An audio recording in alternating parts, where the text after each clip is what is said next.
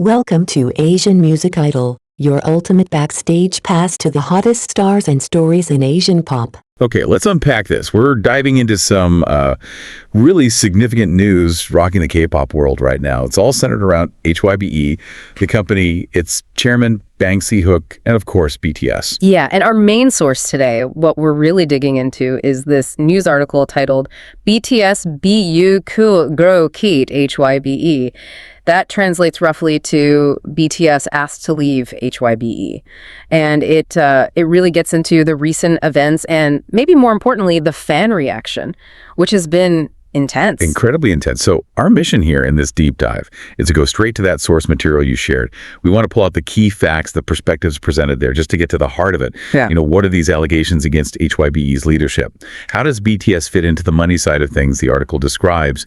And what's really driving this fan feeling? Right. And the central thing, the point the article really hammers home, is this serious allegation facing the chairman, Bang Si-hook. It says he's under investigation by the Korean Financial Supervisory Service, no less. Okay, the Financial Supervisory Service, just so listeners know, that's like Korea's main financial watchdog, yeah.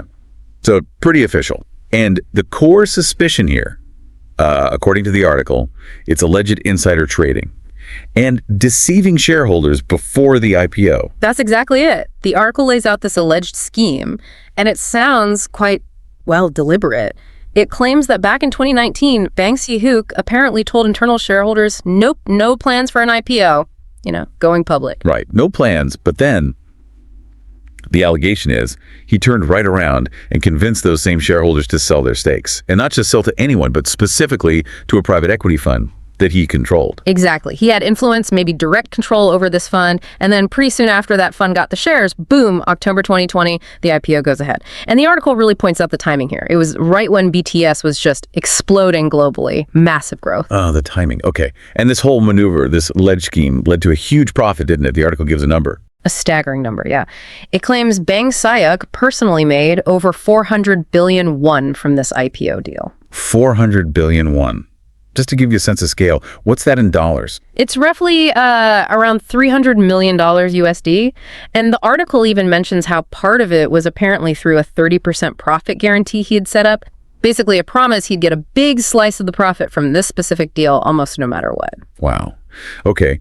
So what's happening with that investigation, the Financial Supervisory Service one? Well, the article says they're currently reviewing the case, looking into it. And they're considering bumping it up to a full criminal investigation if they find enough evidence confirming the insider trading and the shareholder fraud allegations. So still under review, but serious potential consequences there. Definitely serious. Now, you really can't talk about HYBE without talking about BTS. They're central to this whole story. The article makes that incredibly clear, right? They're important. Oh, absolutely. It calls them the pillar. The ones who grew HYBE from, well, a pretty small company into this billion-dollar empire. It even calls them a contemporary cultural icon for South Korea. Huge praise. And it mentions shares, right? That the BTS members got shares before the IPO happened. Mm-hmm. Each of the 7 members reportedly received 68,000 shares. 68,000 each. So what's that in total? Comes out to 480,000 shares for the group. And at the time, that block of shares was valued around 64.6 billion won altogether, which works out to about, $6.7 million USD per member back then. And initially, yeah, this was reported widely. People generally saw it as Bang Si-hook being generous. Okay, seemed generous. Yeah. But this is where the article apparently highlights something interesting, a glaring discrepancy. Yeah, that's the term the article uses, a glaring discrepancy when you put the numbers side by side. Yep. It points out that BTS, right, the artists actually driving this massive global success, they reportedly earned a few billion won from their shares. A few billion won, okay. But Bang Si-hook and others linked to him allegedly made hundreds of billions. Wait, hundreds of billions? Compared to a few billion for the group that, as the article says, built the company, that's a massive difference. It's stark. And the article even talks about other sort of anonymous people connected to Bang Si-hook. These individuals also allegedly profited hugely, maybe 200 billion won or 100 billion won each. And according to the source, there wasn't a clear link between them and HYBE's actual success, the music, the growth. Wow. So money flowing outwards. Allegedly, not just to the core group. And there was another point about the members' share. Something changed recently. Yeah, a small but potentially significant detail. Since September 2023, their public status changed. They're now listed just as individual shareholders, Right. which basically means you, the public, can't easily track anymore how much stock they actually hold. In the company, the article argues they built less transparency there now. Okay, so let's recap. You've got these really serious allegations against the chairman. You've got this huge reported gap in who profited the most. And the group at the very center, their financial stake is now harder to seize. Well, probably not surprising this caused a massive reaction, right? Definitely not surprising. The article says it set off a wave of intense anger online, especially within ARMY, the BTS fan base. They're huge and they're passionate. And what's the core feeling? What's driving that anger, according to the article? It seems pretty raw. A lot of fans are just deeply upset. They feel their idols worked incredibly hard, tirelessly for years, only to get what the article quotes some fans as calling a small fraction or even crumbs of the profits, while in their view, these powerful old men behind the scenes made fortunes. Yeah, the article uses some specific fan comments to show this, right? What kind of things are they saying? Really powerful stuff, like views that BTS literally built HYBE from scratch, poured everything into it, yet they got so much less financially from this IPO event compared to others linked to the chairman. And it's not just about this one incident, is it? Fans see it as bigger than that. Some do, yeah. The article mentions fans framing this as sort of a fundamental problem in the K-pop industry, this idea of young artists being used like pawns, as the article puts it, by greedy elders. And there was something about the timing, too, around 2020, what the members might have been going through. Yeah, there's this sort of poignant sentiment mentioned. Fans believe that back around 2020, when this was unfolding, the members were younger, probably incredibly exhausted from those crazy schedules, and maybe felt like they couldn't really speak up or question things.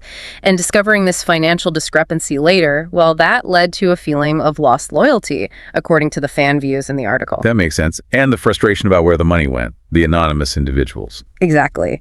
That money, earned directly because of BTS's work and global appeal, allegedly going to people totally unconnected to that success, that really seems to rankle fans. And this backlash, it's led to some very clear, very specific demands from fans mentioned in the article. Like what? What are they calling for? Repeated calls for BTS to just leave HYBE now. The article even includes the actual Korean phrase fans are using, Tuatkai HYBE Nge Baju. You also see mentions of fans literally praying for BTS to get out safely, even wishing for HYBE itself to fail. It's strong stuff. Wow. It sounds like this whole thing has totally changed how many fans see Bang Si-hyuk. He used to be called the father of BTS, right? Yeah, that narrative was very common, but the article suggests that's shifted dramatically for many. Now he's viewed with a lot of suspicion, sharp criticism. Some fans, according to the source, now see him as someone who maybe views BTS less as artists he nurtured and more like small pawns or just a money printing machine that's being, drained for his own benefit. Oof. And the article doesn't just frame this as one person's alleged actions, does it? It connects it to the industry. Right. It presents it as symptomatic, a symptom of what it calls an inherent injustice within the wider Korean entertainment system. An inherent injustice, describing that power imbalance between companies and artists. Exactly. Where the management companies often hold just immense control over contracts, schedules, creative direction, everything. And the point being that even huge global stars, like BTS, could potentially be sidelined or, exploited if the company decides they aren't maximally profitable anymore, despite everything they've achieved. That's the concern the article raises, that the system allows for that possibility. So all of this, it just inevitably brings up big questions about BTS's future and, honestly, about HYBE's stability. For sure. The article puts that question right out there. As the BTS members get older, finish their military service, look ahead. Will they stay loyal to HYBE? Or will they look for something new? A path that feels maybe freer or fairer to them? And what about HYBE?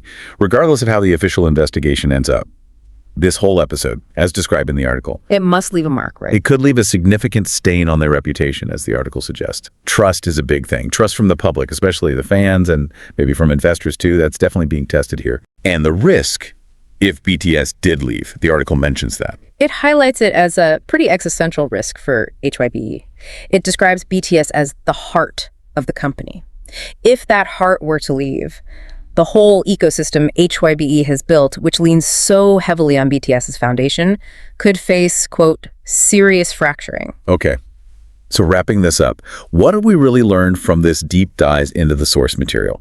It paints this really complex picture, doesn't it? Serious allegations against leadership, this really stark contrast in who reportedly got the big financial rewards and this incredibly passionate fan base demanding real change. Absolutely. And looking at the specific situation, with HYBE and BTS, it really does raise that bigger question for you, the listener, to think about. How much of the massive financial success that artists generate, any artists, really truly belongs to them versus how much belongs to the corporations, the executives, the structures that manage their careers? Yeah. It's definitely something to chew on as you look at the whole entertainment industry, not just K-pop. Food for thought. Don't forget to like, subscribe, and hit the bell to stay updated with the hottest buzz in Asian pop culture.